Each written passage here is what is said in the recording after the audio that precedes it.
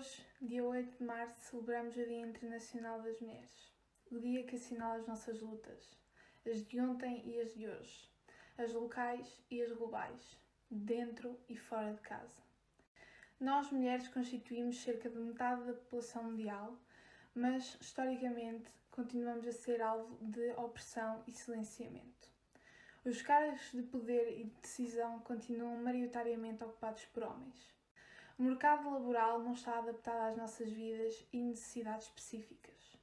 O controle dos corpos das mulheres e da sua reprodução é a mais antiga ferramenta de domínio patriarcal, sendo que os direitos sexuais e reprodutivos básicos continuam a ser-nos negados.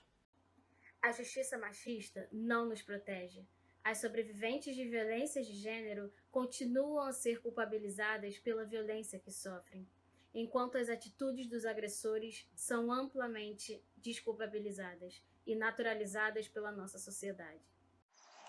Às mulheres continuam a ser impostos padrões morais de comportamento que nos submetem à performatização do papel tradicional da mulher, recatada e passiva, ao mesmo tempo que somos pressionadas por ideais de beleza padrão irreais e hipersexualizados. As mulheres são a maior fatia da população mundial abaixo do limiar da pobreza. Além disso, são responsáveis por 3/4 do trabalho de cuidado não pago a nível global. É a nós que cabem as duplas e triplas jornadas de trabalho. É sobre nós que recai o cuidado informal com as crianças e idosos. É sobre nós que a precarização laboral mais se faz sentir. Essa divisão sexual do trabalho, a opressão e a proliferação do ódio contra as mulheres e minorias são grandes alicerces do sistema capitalista, gerando desigualdade e violência, a par de outros sistemas de opressão com base na classe, racialização, orientação sexual e identidade de género, capacitismo, entre outras. E é por isso que 1% da população global lucra com aquilo que os outros 99% produzem.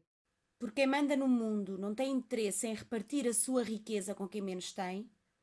O apoio nos discursos fascistas e racistas que incitam ao ódio contra as mais oprimidas, usando-as como bodes expiatórios, apenas serve para tornar os ricos ainda mais ricos e os pobres ainda mais pobres, e para desviar a atenção da verdadeira causa da crise económica e social: a ganância de quem nos explora todos os dias.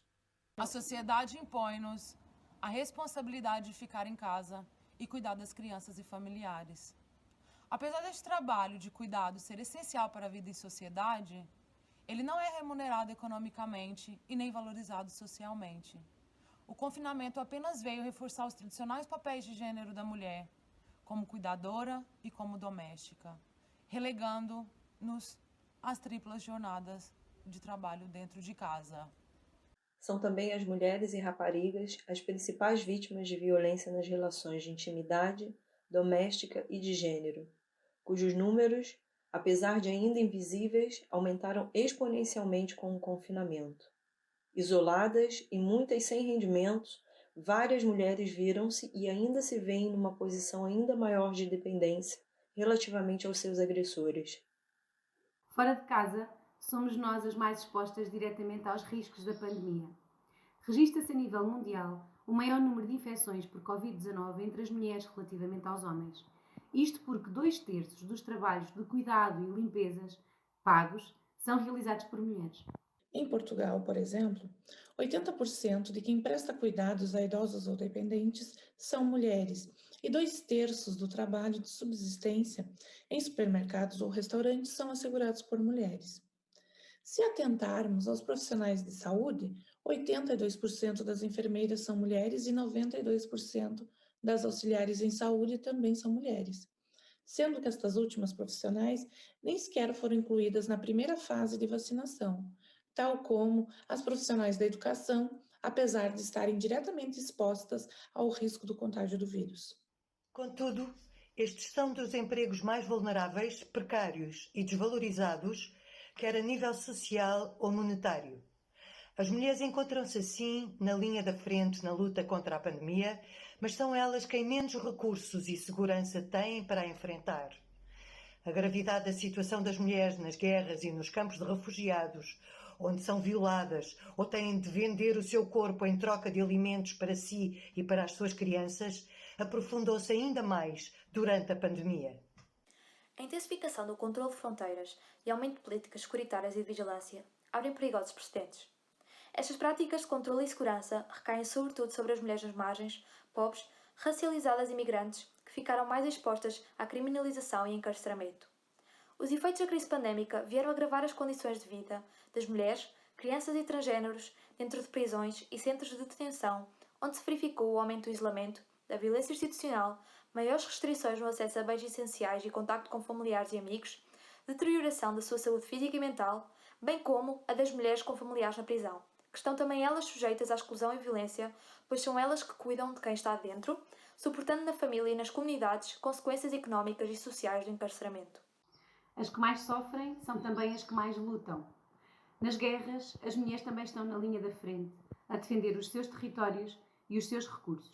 As mulheres saharauis são o cerne da resistência pacífica à ocupação marroquina e também são o principal alvo de violência e repressão. As mulheres curdas constroem há décadas uma alternativa política verdadeiramente democrática, enquanto lutam corajosamente pelo seu território.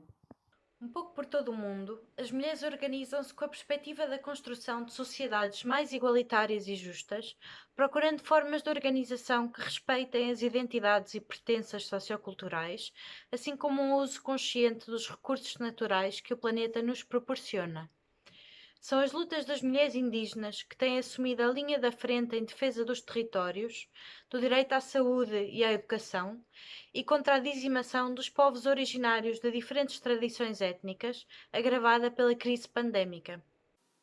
As cooperativas de café das mulheres zapatistas do México, os projetos de educação para raparigas no Parque da Gorongosa, em Moçambique, o movimento ecológico de mulheres Chipko, na Índia, as cooperativas de mulheres produtoras de óleo de argão em Marrocos e as lutas das mulheres curdas em Rojava são alguns dos muitos exemplos de lutas feministas que procuram novas formas de organização social, alternativas ao sistema capitalista, colonial, patriarcal e neoliberal imposto pelo Ocidente. Noutras partes do mundo, assinalam-se vitórias que nos demonstram o poder da luta das mulheres.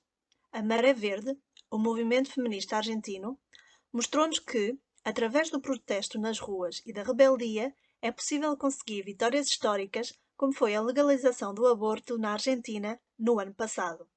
Contudo, as grandes ondas de protestos feministas, um pouco por todo o mundo, e o recuo na Polónia, mostram-nos que todos os direitos adquiridos podem ser-nos facilmente retirados se não estivermos atentas e na luta.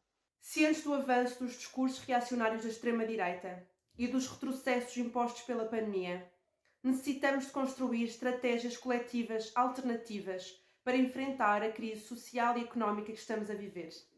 E é por isso que apelamos a que todas se juntem a nós nesta onda de mobilizações da greve feminista internacional. A partir do mote "Se as mulheres param, o mundo para", neste dia 8 de março, juntem-se a nós, seja nos vossos locais de trabalho, nas ruas, nas vossas casas. Recusemos, juntas, a exploração das nossas vidas. Como sabemos das limitações impostas pelo sistema, apelamos à adesão à campanha #SeuParar, que tem como objetivo potenciar a consciencialização coletiva sobre o trabalho produtivo e reprodutivo das mulheres. Sublinhamos a intensificação da luta organizada das mulheres por melhores condições de trabalho, melhores salários e por direitos sociais e políticos. Não baixaremos os braços enquanto não houver um reconhecimento da participação das mulheres como um imperativo na transformação da sociedade. Vivas, livres e unidas! Vivas, livres e unidas!